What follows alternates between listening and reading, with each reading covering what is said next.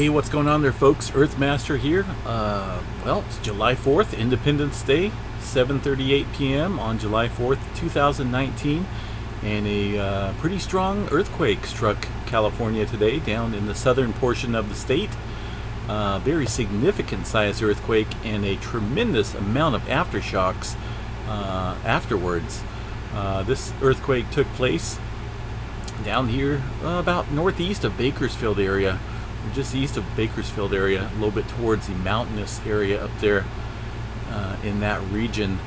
I zoomed in here on the map and you can see roughly 500 earthquakes that took place today. There may be a couple sporadic yellow ones up here from last week, but that's only probably about a handful. So most of the earthquake activity taking place here following this 6.4 major quake here in Southern California. Tremendous amount of aftershocks.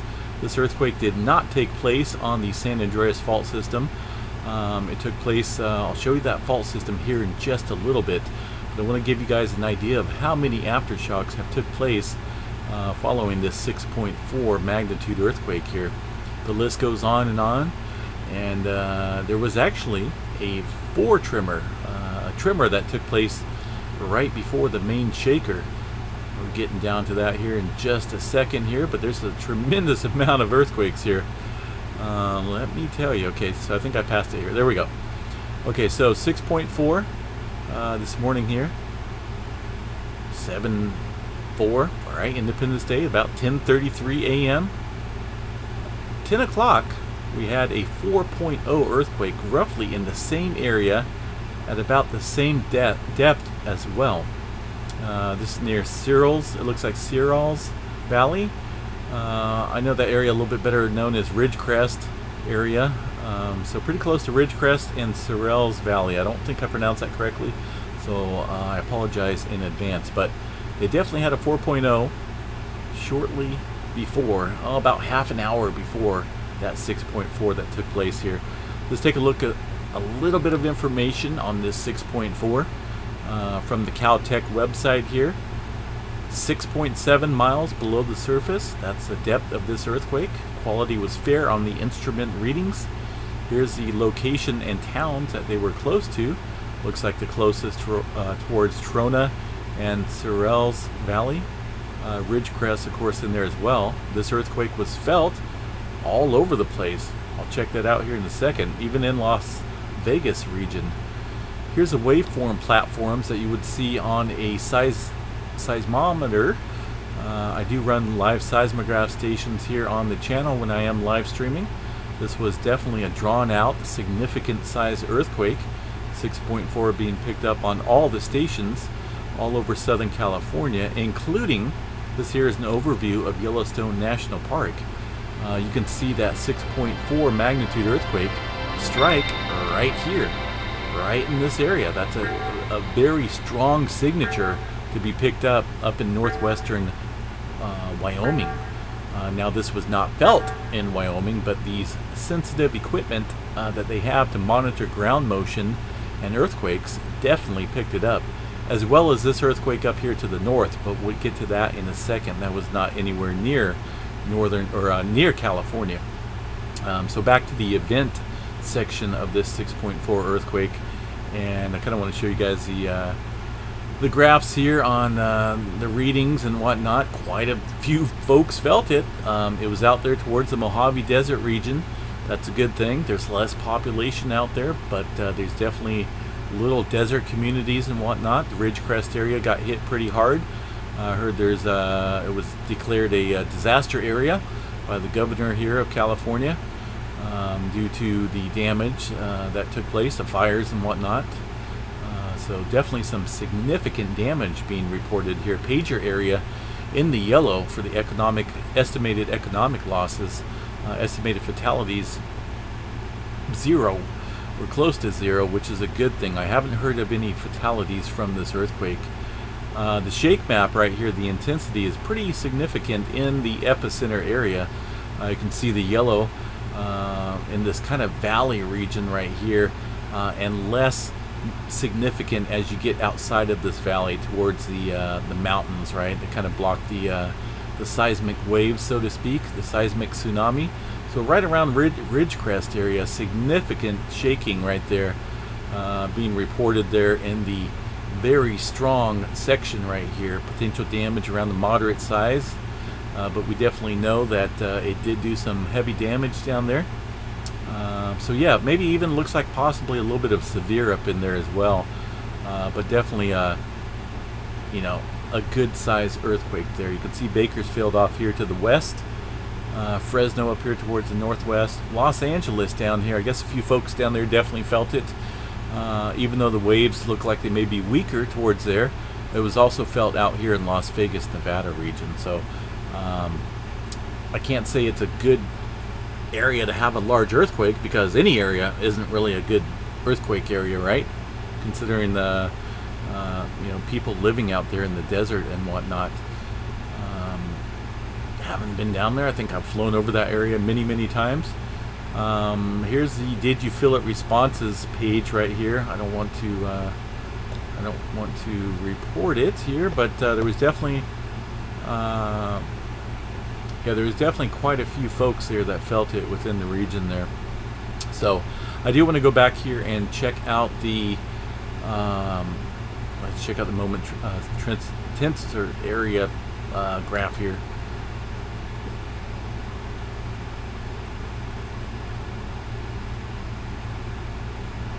Kind of tells you the tilt and whatnot of the land. Definitely slip strike type earthquake out there. No subduction with this earthquake. But let's get back over here, and I want to show you the fault systems out there in the, there we go, thought it was not going to load. I do have the fault systems on this map right here. The fault systems are going to be in the red line. Plate boundary is over here, the San Andreas fault system, right? The North American plate over here to the east, and the Pacific plate out here to the west. Now zooming in here on this 2.5 and above USGS earthquake map here into the region of Southern California, out here towards the Mojave Desert, you can see a cluster of quakes. Now this is only 2.5 and above. The other map I showed you guys was 500 earthquakes you know, today, following this 6.4. So 2.5 and above, we're looking at 134 earthquakes within this region here.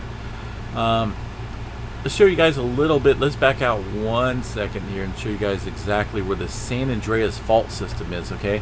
Because everyone in the world pretty much knows about the San Andreas fault. They've seen it in movies, they've seen it, or they've heard about it on the TV, about the big one coming to Southern California, or California in general, which could include the Bay Area. We're looking at a significant distance from the San Andreas fault system to the current earthquake activity over here towards the northeast. We're looking at about probably 60, 70 miles or so, judging by this scale. 30 miles, 60, 70, maybe even 80 miles up here. So not on the San Andreas fault system, but this whole area down here, this southern section of the San Andreas fault system, is the one that they're talking about having the big one on. The one that has built up so much pressure, and scientists are not wondering why it hasn't happened yet. It continues to build pressure, and it's it worries scientists and everyone that lives down there. You know, everybody's got family and whatnot down in that region. So with the distance out there, it's pretty safe to say this did not occur on the San Andreas fault system. But you guys have to remember, this is a very complex system of faults, spiderweb type fault systems out here all over the place. That's what creates those mountains, right, over millions of years. The mountains out there in the desert and the Sierra Nevadas, and here in California, those are all caused by, well, North American plate and the Pacific plate out here crunching together and moving over time, uplifting ground and subducting ground, and it's all part of the Earth's tectonic plate system out here. So this has been going on for a long time, but here in human history, we hear about this maybe a handful of times in our lifetime, right, of big earthquakes out here. So the big one's long overdue here along the San Andreas fault system. So any type of disturbance or any type of further activity or pressure being applied out here even though this was well to the northeast, could have a negative effect and some negative consequences over here on this San Andreas fault system here that has been locked for quite some time. Not claiming there's going to be an earthquake on the San Andreas fault system, but with this type of activity, the continued ongoing of aftershock activity and some activity following this 6.4 that we've seen, for example, like this one over here towards Bakersfield. And there was also one down here, down south of the San Andreas fault system. I don't see it on here. There was one here. What's that one? That one was a 3.5, which occurred after that 6.4. So we are seeing a little bit of activity outside of this earthquake activity to the north within the vicinity of the San Andreas fault system here. So be on guard. I heard the seismic people, the USGS scientists and whatnot, saying that there is a 10% chance of something larger happening, I believe within the next 12 hours. And that means that there's, 10%, which is kind of low, chance of a more significant earthquake within this region following this 6.4 within about 12 hours or so. We are coming up close to that 12-hour window. The further we get past it, the less chances it becomes possible. But that's their thinking, and sometimes it holds true, sometimes it doesn't. But either way, we're looking at quite a bit of aftershock activity in the 5s and 4 range, many 3s and 2s and whatnot, and this could potentially continue for quite some time. Let's go ahead and zoom in here, folks, and show you the area and the fault system that's taking place on. It doesn't look significant, does it? We're down to the 5-mile scale right here, and these earthquakes are spread out too, about 10 miles or so. I'll get to that here in just a second. But there's no major significant fault systems out here. I mean, I could probably expect to see maybe a 6-pointer or so on these other fault systems down here to the south.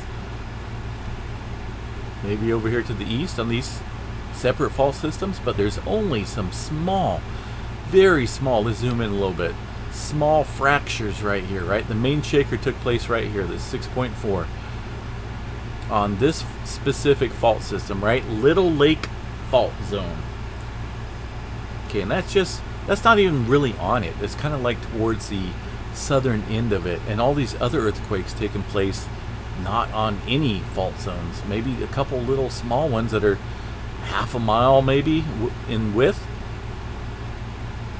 There you go. You guys can see a little bit better now here. Got a little break in the little fault zone here, Little Lake fault zone, and also down here looks like possibly an unnamed fault. Okay. Now, I've never really looked at this fault system over here much because we don't really see much activity up here, but gosh darn it, take a look at the bigger picture here, folks. This activity is spread out all over the place. We're down to the 1-mile scale, so we're looking at probably about 10 miles of sporadic earthquake activity outside of the main epicenter, outside of the main 6.4 magnitude earthquake. So what does that mean? That means it could mean a couple different things, folks. I see on the internet right now that it's possible this could be out here. Maybe volcanic in nature. Maybe there's some volcanic activity occurring out here. If you look at the depth of these earthquakes, they're not consistent with one another. They're very sporadic, very up and down, so to speak. Some close to the surface, some 7 kilometers down, some 9 kilometers. Just keep going and check it out. 8, 9. So there's a lot of inconsistency on the depths of these earthquakes, and a lot on the location of these earthquakes as well. Very spread out, and not in a certain main area that you guys would normally see in aftershock activity, right? I mean, you might see a little bit up here, a little bit out of the area, but there's hardly any. Well, there's a handful maybe, but there's hardly any right around the main epicenter area. So this whole area is somewhat fragile. The whole Southern California area is all fragile, so to speak. So a lot more earthquake activity coming in, folks. But I want to get back to some, well, somebody stated that this could be volcanic in nature. There's some volcano domes and whatnot out here, some ancient volcano domes, and a dome called Coso Volcanic Field. Now, let me go over here and pull up this page. I'm not saying it is volcanic in nature. I don't believe it's magma moving underground, but there is ancient volcanoes out here, and their last eruption looks like 40,000 years ago. The volcano type is the monogenic volcanic field, I guess. So kind of just like, you know, I don't think we'd see a major blast from here. They do have it listed as a threat potential as moderate. I'm not going to go through and read this whole thing here, folks, but it's within the same vicinity as these earthquakes here. Let's go back here. Hold on, let me zoom out just a tad bit and show you guys what I mean. This kind of sits here in the valley.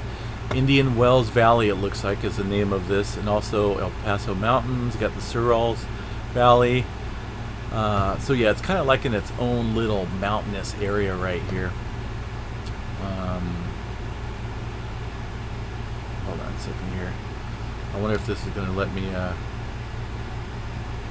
let's see here, 178. So we got Ridgecrest down here, okay? Here's a little bit better map detail. Let me show you guys here.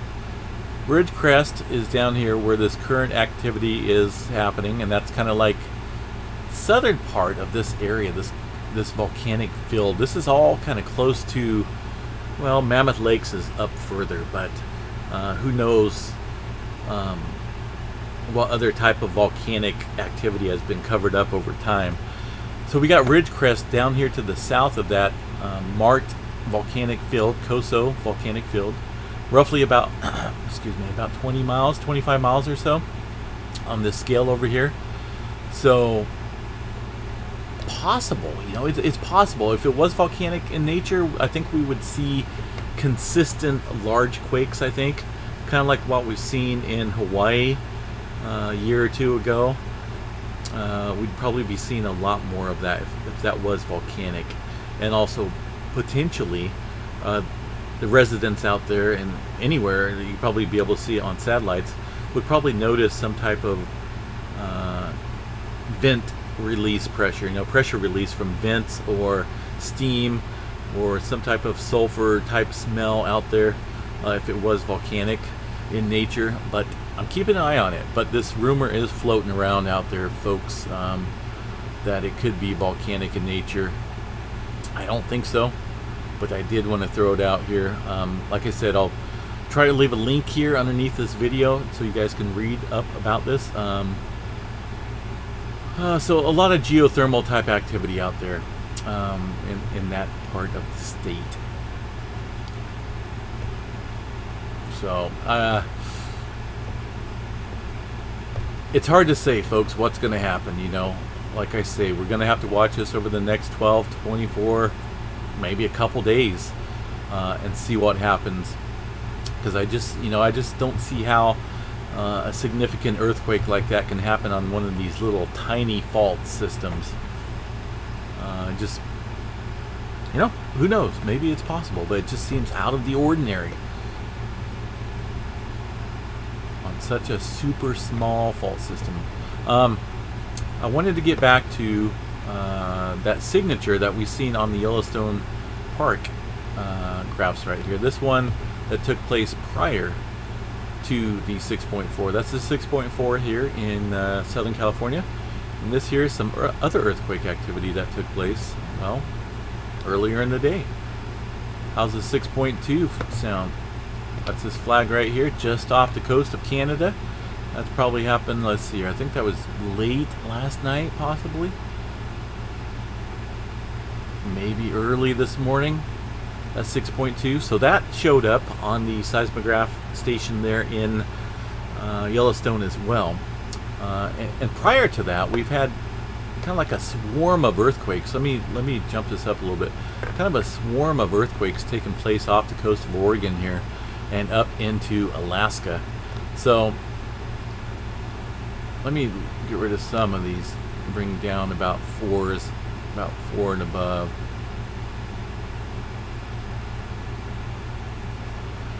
And you can see the older rings up here indicating some older earthquake activity up here in Alaska, working its way down here through off the coast of Canada.